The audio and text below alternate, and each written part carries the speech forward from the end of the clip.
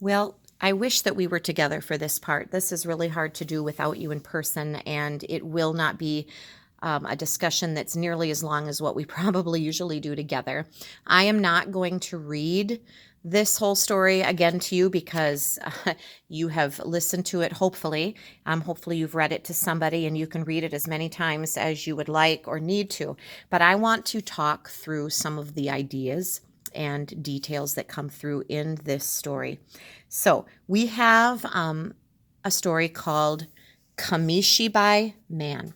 Now, Kamishibai is a Japanese word. So across the ocean, the continent of Asia, there is an island called Japan. It is a country.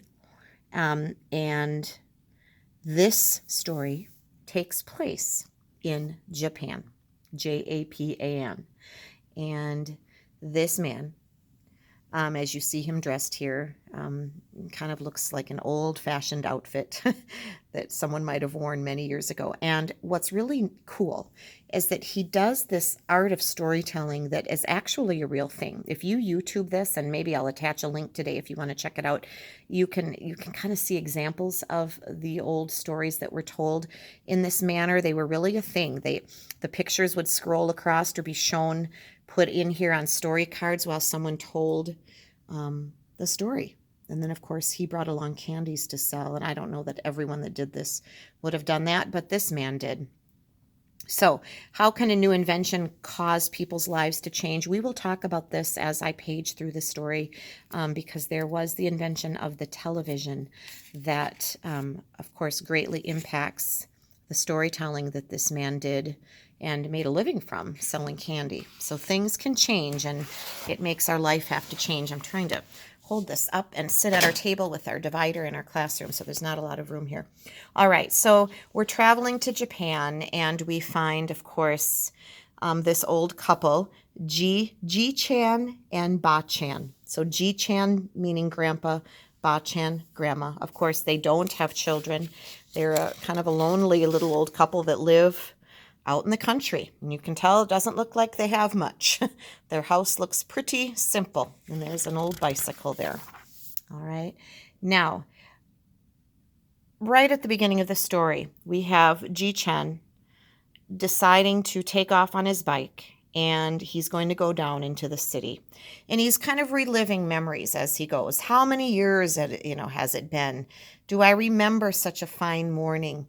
And as he's traveling on his bike, he's remembering, like, good morning, rickety old bridge. Well, the bridge has gotten a lot older probably since he traveled on it into the city before, but still usable, and he's driving across it. Oh, and I love this. He's humming a tune that his mother used to sing when he was a small boy. So I think he's just reliving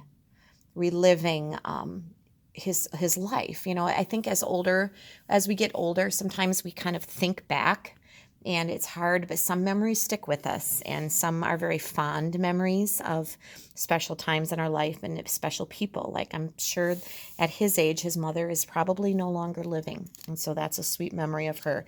So he gets to the city, and he's thinking, this isn't right.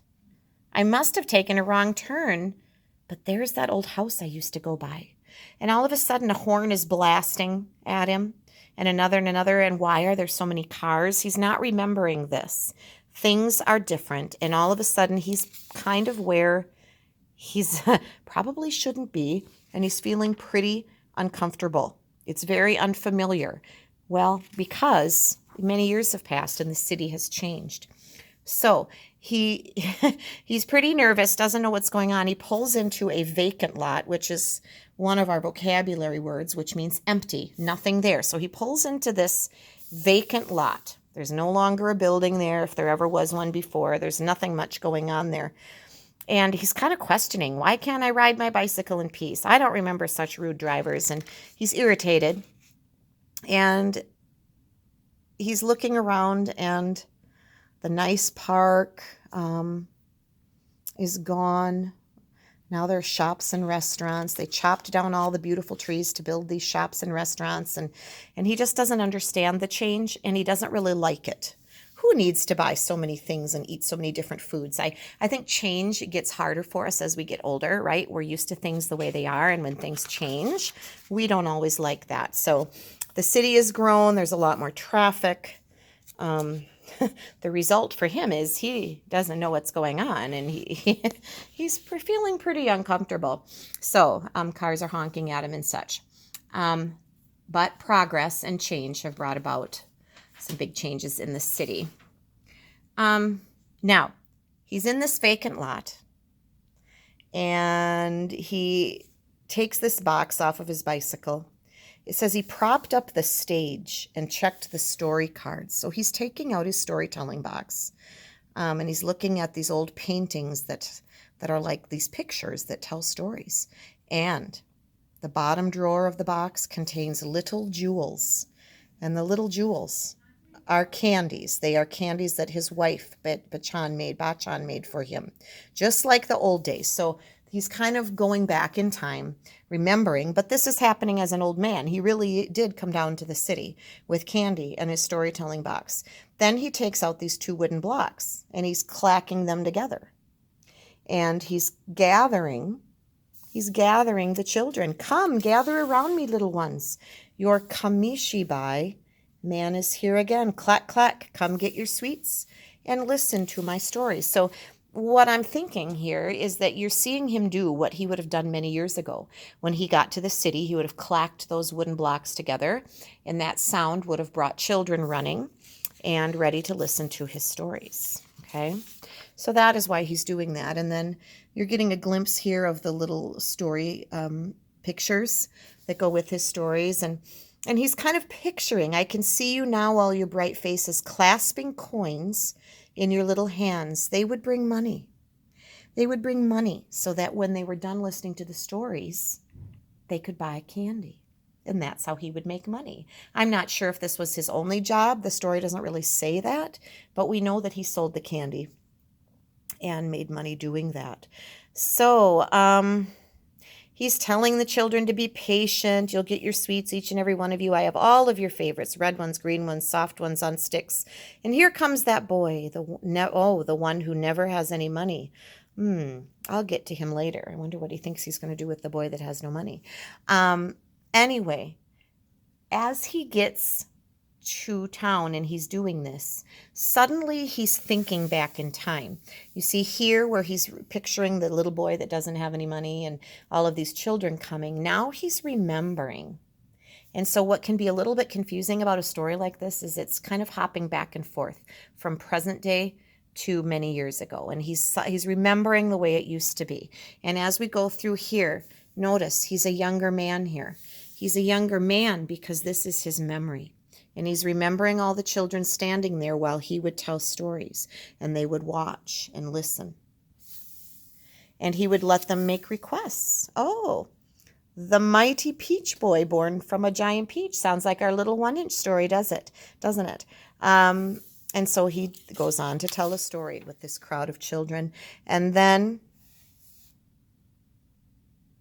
there would be that poor boy. Would you like candy?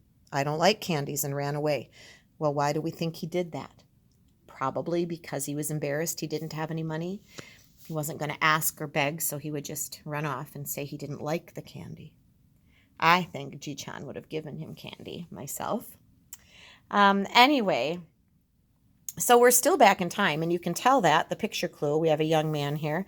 One night he was going home. He saw a crowd of people gather. They were staring at something called, here comes an important part, television. It was a new word.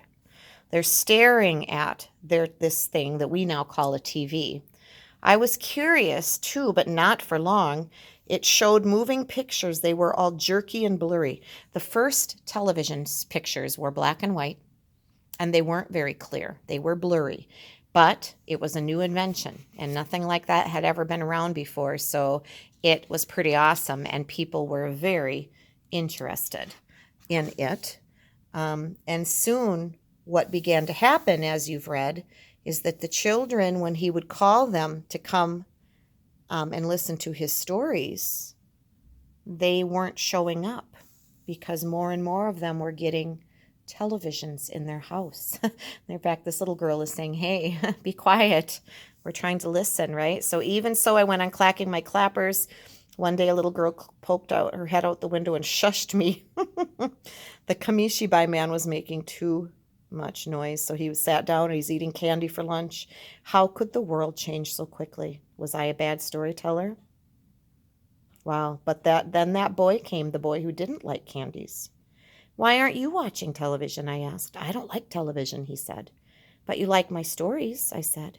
Now, why do you think he said he didn't like television? Could it be for the same reason that he said I don't like candy? Had that occurred to you that maybe this little boy didn't have a television in his home, that his family maybe couldn't afford a television, just like he wasn't able to bring money for candy? So he was still interested in the stories, I think. And so there we find Ji-chan telling a story just to him, setting that stage, asking him for his favorite story, which happens to be Little 1 Inch. And so he spends that time with him. Started to take out some sweets to give him, but he was already running away.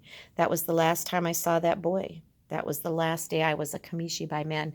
So the invention of the television ended his storytelling until many years later. And then I love this part because as he's been lost in his memory and remembering, maybe he's been talking out loud or talking to himself or storytelling with a vacant lot. But as he's been doing that, grown-ups have been gathering. They were the children, many of them, who had listened to his stories when they were young, and they remember him. I was that boy. I was that boy. We grew up with your stories. Tell us the stories again. They are so excited to see this person who was a part of their childhood, and they want to hear the stories again. He took a deep bow. The applause, the clapping grows louder. Someone even is using a movie camera and trying to videotape him. I'm thinking, and look, he has the same old sweets he gave. The old man gave him a candy. Oh my gosh, just like the old days. These little children had now grown up to be office clerks and shopkeepers and bankers and waitresses and housewives and delivery men, all lined up in a circle around the Kamishibai man. Love it.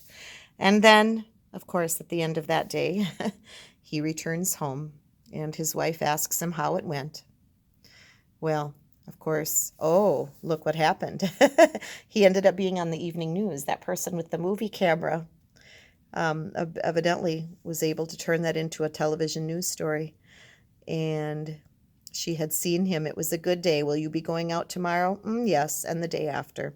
Then you need more sweets. That would be very nice. You could make it twice the usual amount. Anyway, I like the ending, a sweet story of the Kamishibai man. So I hope that helped, just taking a little walk through it and listening to me yak at you about some of my thoughts about this fictional story of the Kamishibai man. But you can YouTube, some of you YouTubers, type in the search bar Kamishibai stories and see if you can find some actual examples of those stories. You might enjoy that. Have a great day.